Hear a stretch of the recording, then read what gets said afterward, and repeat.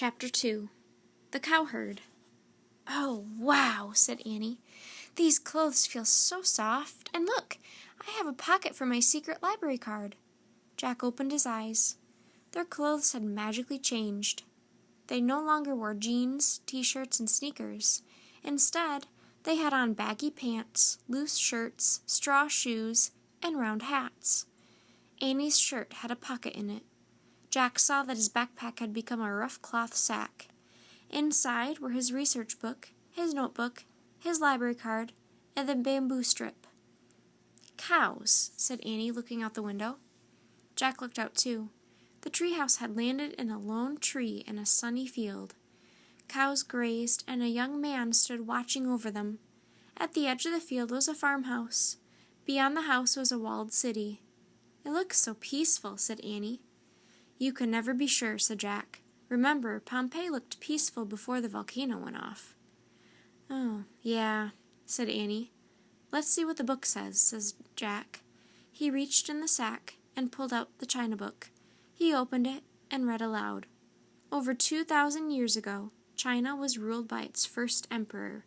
Because he chose the dragon to be a symbol, he was called the Dragon King. In China, dragons are seen as brave and powerful creatures." "Dragon King? That sounds a little scary," said Jack.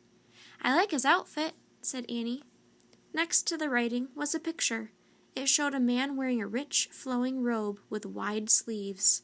He also wore a tall hat with beads hanging from it.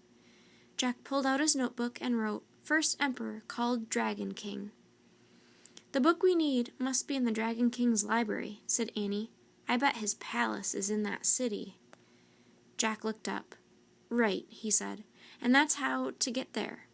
He pointed across the field to a dirt road that led to the walled city.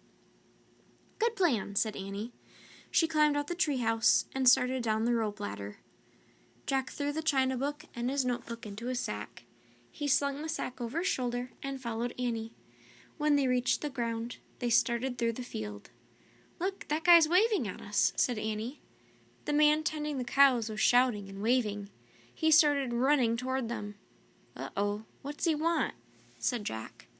A moment later, the man stood in their path. He was young and handsome with a kind face.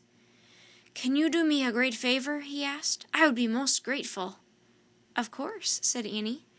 "Give a message to the silk weaver. You will see her at the farmhouse," said the young man. "Tell her to meet here at twilight." "Sure, no problem," said Annie. The young man smiled. "Thank you," he said. Then he started to leave. "Wait, excuse me," said Jack. "Do you know where we can find the Imperial Library?" A look of horror crossed the man's kind face. "Why?" he whispered. "Oh, I just wondered," said Jack. The young man shook his head. "Beware of the Dragon King," he said. "Whatever you do, beware." Then he turned and ran back to his cows. "Oh, man," whispered Jack. "Now we know one thing for sure." "What?" asked Annie. "This place is not as peaceful as it seems," said Jack.